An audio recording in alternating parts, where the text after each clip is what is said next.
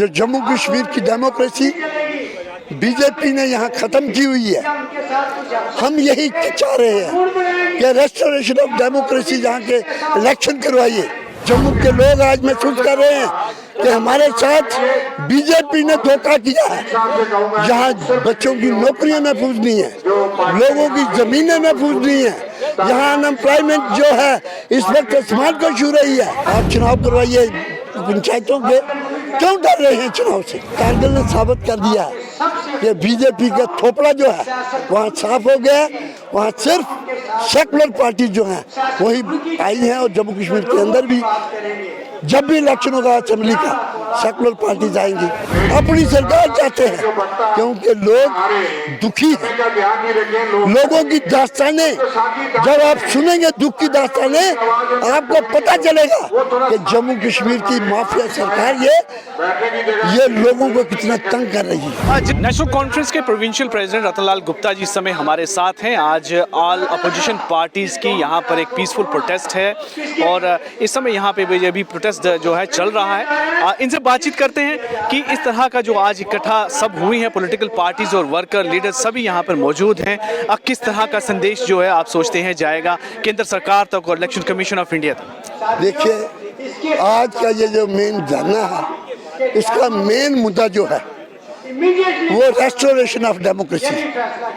जो जम्मू कश्मीर की democracy BJP ने यहाँ खत्म की हुई है, हम यही चाह रहे हैं कि रेस्टोरेशन ऑफ डेमोक्रेसी जहाँ के इलेक्शन करवाइए।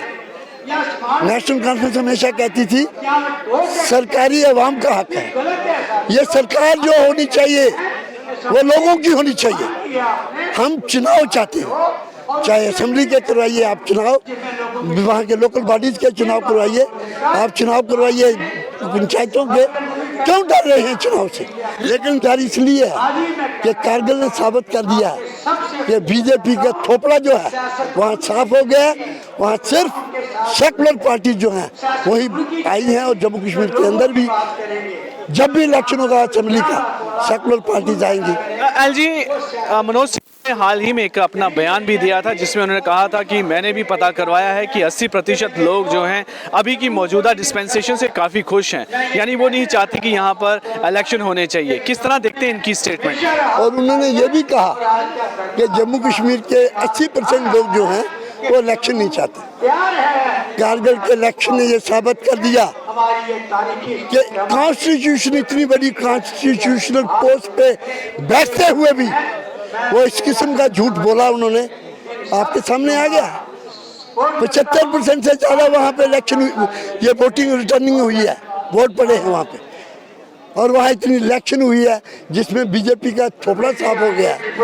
लोग आज चाहते हैं इलेक्शन, अपनी सरकार चाहते हैं क्योंकि लोग दुखी हैं। लोगों की दास्तानें जब आप सुनेंगे, दुख की दास्तानें, आपको पता चलेगा कि जम्मू कश्मीर की माफिया सरकार ये लोगों को कितना तंग कर रही है। जिस तरह से एक अलायंस बना है अपोजिशन पार्टीज का, उसको लेकर भारतीय जनता पार्टी ये कहती है कि जितनी मर्जी ये कोशिश कर लें, लेकिन फाइनली जो है भारतीय जनता पार्टी ही जीतेगी, चाहे वो लोकसभा के इलेक्शन हो या जम्मू कश्मीर में कभी इलेक्शन हो।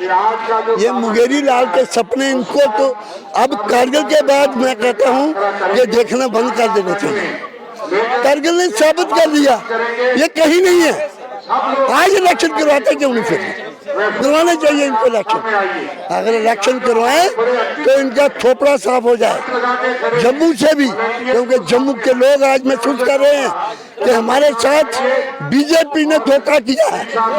यहाँ बच्चों की नौकरियां महफूज नहीं है, लोगों की जमीनें महफूज नहीं है, यहाँ अनएम्प्लॉयमेंट जो है इस वक्त आसमान को छू रही है, कीमतें जो है आसमान छू रही है। अब टैक्स पे टैक्स लगाए जा रहे हैं। काफी उम्मीद की जा रही थी। कल जो है इलेक्शन कमीशन ऑफ इंडिया ने जब एक प्रेस वार्ता में 5 राज्यों के चुनाव की घोषणा की कि भारतीय जम्मू कश्मीर की चुनाव की भी शायद कोई घोषणा होगी या उसको लेकर कोई ना कोई बयान होगा, लेकिन उस पर जब बयान देने की बारी आई तो उन्होंने कहा कि अभी भी इंतजार, उनको किसी राइट टाइम का इंतजार है। तो क्या कहेंगे उनकी स्टेटमेंट? देखिए, दावा करते हैं कि चीफ कमिश्नर ऑफ इंडिया उन्होंने खुद कहा, जब हम मिले अपोजिशन के लोग उनको मिले under the chairmanship of doctor Farooq Abdullah, उस वक्त उन्होंने कहा कि जम्मू कश्मीर के अंदर एक सियासी खिलाफ है उसको पूर्ण करना चाहिए और वो इलेक्शन से होता है। हम अपनी तरफ से तैयार हैं, हमने डिलिमिटेशन कर दी है, हमने वोटर लिस्ट तैयार कर दी है। हम तो इंतजार कर रहे हैं कब हमें कहा जाए। तो कहीं ना कहीं लग रहा है कि उनको रोका जा रहा है। देखिए, बात साफ है। ऑनरेबल सुप्रीम कोर्ट में इनके एडवोकेट ने कहा वहाँ पे कि जब उनसे पूछा गया कि जम्मू कश्मीर के अंदर असेंबली के चुनाव क्यों नहीं हो रहे, उन्होंने कहा हम तैयार हैं। पार्लियामेंट के अंदर अमित शाह ने कहा हम तैयार हैं। एलजी साहब कहते हैं 80% लोग कहते हैं हम तैयार नहीं हैं। तो झूठ कौन बोल रहा है?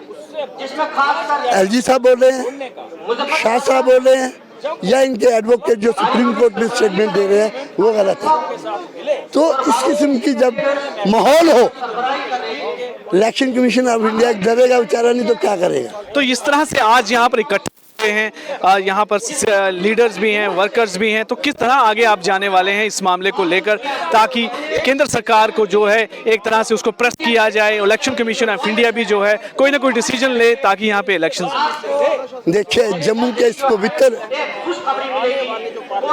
जगह से, पवित्र भूमि से आज ये ऐतिहासिक संदेश पूरे देश को जा रहा है कि जम्मू कश्मीर की अपोजिशन पार्टीज एकजुट एक मुठ हो गई है और वो संदेश दे रही है तमाम अपोजिशन पार्टीज जो हिंदुस्तान के अंदर इंडिया जो गठबंधन बना है, उनको चाहिए कि छोटे मोटे अपने इंटरेस्ट को कुर्बान करें और एक फोकस करें एक बात के लिए कि हमने भाजपा को कैसे निकालना है।